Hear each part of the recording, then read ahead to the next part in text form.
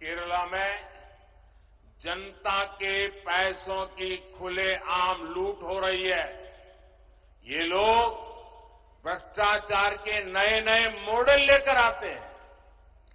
जनता का every single रुपया लूटना चाहते हैं।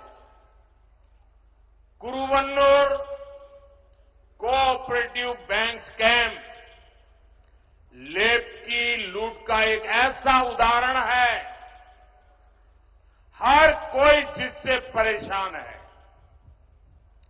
जिस बैंक में गरीबों ने, मध्यम वर्ग ने अपनी मेहनत के सैकड़ों करोड़ रुपए जमा किए थे, उस बैंक को सीपीएम के लोगों ने पूरी तरह लूटकर कंगाल कर दिया। ये जो गरीबों ने, मध्यम वर्ग ने बैंक में पैसे रखे थे, क्योंकि घर में बेटी की उम्र बढ़ रही थी, उन्होंने सोचा कि बेटी की शादी करवानी है, बैंक में पैसे जमा कराएं, कुछ ब्याज मिलेगा, पैसे बढ़ेंगे और जब शादी का समय आएगा तो बेटी के काम आएगा। लेकिन इन सीपीएम वालों ने गरीब की बेटी की शादी को भी अनेक संकटों में डाल दिया। मध्यम वर्ग के परिवार की शादी को, बेटे की, बच्चों की शादी को भी इन्होंने संकट में डाल दिया। गरीबों को, उनके खिलाफ ऐसी मिली भगत का उदाहरण बहुत कम मिलेगा। इस स्कैम की वजह से हजारों परिवारों का जीवन दांव पर लग गया है।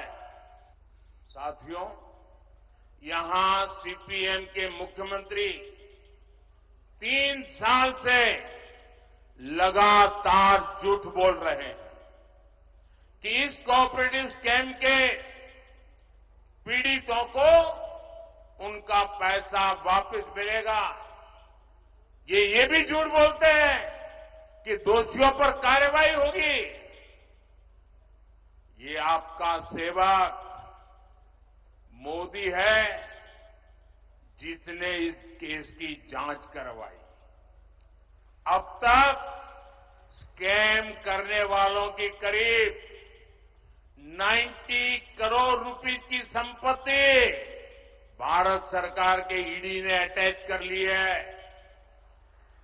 मैं इस बारे में कानूनी सलाह ले रहा हूं कि कैसे जिनके पैसे डूब गए हैं, ऐसे गरीबों को उनका पैसा वापस कैसे करूं, ये 90 करोड़ रुपया उनको कैसे बांट दो। बीजेपी सरकार पहले भी देश में 17,000 करोड़ रुपए ऐसे स्कैम पीड़ितों को वापस दिलवा चुकी है। इसलिए मैं इस कोऑपरेटिव स्कैम के पीड़ितों को भरोसा देता हूं कि उनका पैसा वापस दिलाने में भाजपा और मेरी सरकार कोई कसर बाकी नहीं छोड़ी जाएगी।